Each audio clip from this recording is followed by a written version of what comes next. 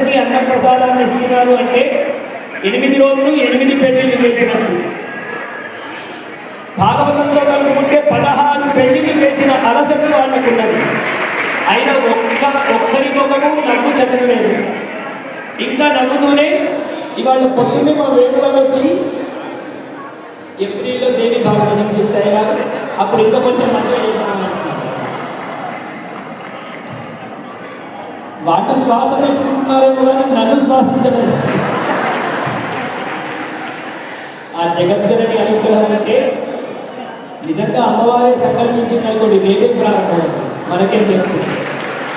కాబట్టి పరమేశ్వరుడు ఎప్పుడు అనుకుంటే అప్పుడు, ఆ జగజ్జనని ఎప్పుడు అనుకుంటే అప్పుడు దైవకారం జరిగేటట్టు ఇలాంటి ఉత్సాహకరమైనటువంటి శక్తి మీకు నాకు ఇవ్వాలని కోరుతూ మీ అందరినీ ఈ సందర్భంగా ఎందుకు ఇంత స్థితంగా కూర్చోమని చెప్పాను అంటే, వాస్తవంగా నేను ఒక మాట చెప్పాను. కరీంనగర్లో మొట్టమొదలు భాగవతం వేములవాడలో చెప్పాను, కానీ నేను మర్చిపోయానండి. ఉమ్మడి కరీంనగర్ జిల్లా ఉన్నప్పుడు పెద్దపల్లిలోనే ఫస్ట్ మా బావగారు రాజేశ్వర చెప్పగారు తనే స్వయంగా ఖర్చులన్నీ భరించి వాళ్ళ అమ్మా నాన్నను ప్రీతి చెందించడం కొరకు ఆయనే స్వయంగా భాగవత సప్తాహాన్ని ఏర్పాటు చేశారు పెద్దపల్లిలో. అలా ఉమ్మడి కరీంనగర్ జిల్లాలో ఆ భాగవతం ప్రబంధం అలా ప్రారంభమై రాజేశుడి దగ్గర నుంచి అలా ప్రవాహంగా మన కరీంనగర్ పట్టణానికి చేరింది.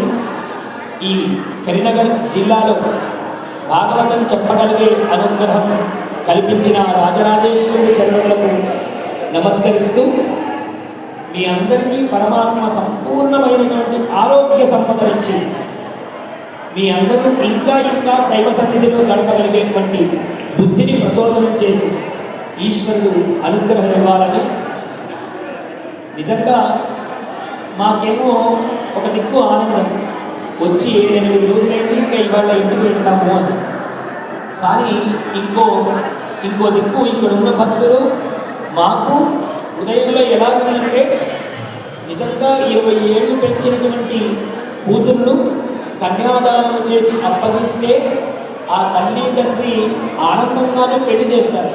కానీ బరువైన గుండెతో ఆ కూతురును పంపించలేక పంపినప్పుడు కలిగినటువంటి తీపి బాధ ఉంటుందే, ఆ తీపి బాధ మా హృదయంలో మీ హృదయంలో ఆ బాధ కూడా కలిగిస్తూ ఉన్నది.